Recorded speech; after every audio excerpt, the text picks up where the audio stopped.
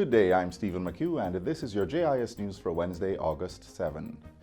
Jamaica and the Republic of Kenya have signed 4 agreements to facilitate collaboration in sports, culture, tourism, and politics. On Monday, the country's foreign affairs ministers signed a framework agreement on cooperation, as well as a memorandum of understanding on political consultation. Tourism Minister Edmund Bartlett and the Kenyan Foreign Minister signed a second MOU on cooperation in tourism. And Minister Olivia Grange and her counterpart signed the third MOU on collaboration in the fields of sport, culture, and heritage. The agreements were signed at the office of the Prime Minister on day 1 of the President of Kenya, Uhuru Kenyatta's 3-day state visit to Jamaica. As we move to capitalize on our historically positive relations, the President and I agreed that improving trade in goods and services, increasing investments, and facilitating the movement of people must be central to our strategy. We need to deepen our economic relations because it's by so doing that we also take our people-to-people relations to the next level. The Kenyan president arrived in Jamaica Monday morning and proceeded on a packed agenda, which included a bilateral meeting with Prime Minister Andrew Holness and a state dinner hosted by the Governor-General at King's House. President Kenyatta also visited the Bob Marley Museum, National Gallery of Jamaica, and the National Heroes Park, where he laid flowers at the shrine of national hero Marcus Garvey. He also attended the Denby Agricultural, Industrial, and Food Show, and along with his wife were Jamaica's special guests at Tuesday's Independence Grand Gala. The Kenyan president and his delegation departed Jamaica earlier today. The Ministry of Education has developed a strict plan to ensure that the infrastructural needs of schools are met, while government procurement guidelines are strictly adhered to. Minister with Oversight for the Education Portfolio, Carl Samuda, provided details as he made his sectoral presentation in the House of Representatives last Wednesday. A comprehensive audit recently revealed that nearly $1.4 billion is needed to provide furniture and equipment for primary and secondary schools. Mr. Samuda says the ministry's $109 billion infrastructure budget plan will be strictly followed to address those needs.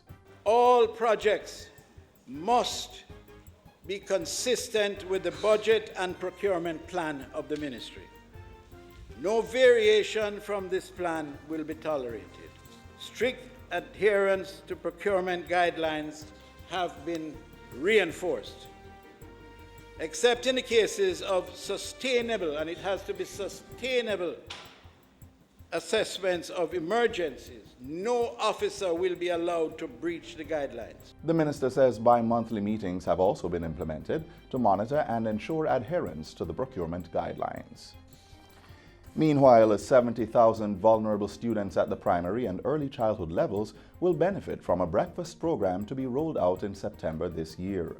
Minister Carl Samuda told Parliament last Wednesday that Nutrition Products Limited had put forward a plan to meet that demand. The Westmoreland plant, as I mentioned here a short while ago, will be reopened, and they will be preparing fruit juices and package the distribution of local foods for distribution throughout the area. And this venture alone, this decision will save some 200 jobs. He says there are also plans to provide the meals to students at an earlier time. And we're also making efforts to ensure that the food that they are given each day start at 9 o'clock, as early as possible, rather than to wait until almost midday when they're already very hungry and not able to absorb learning. Regulatory amendments aimed at strengthening the legislative framework to safeguard the assets of pension plans are expected to be in place by early next year.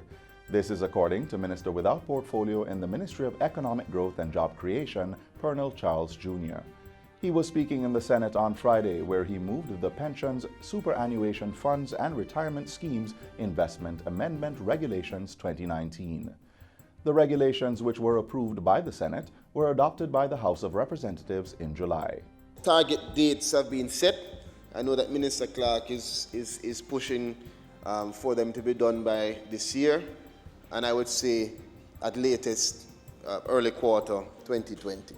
The amendments, which aim to broaden the range of permissible assets in which pension plans can be invested, are in line with government's thrust towards macroeconomic stability.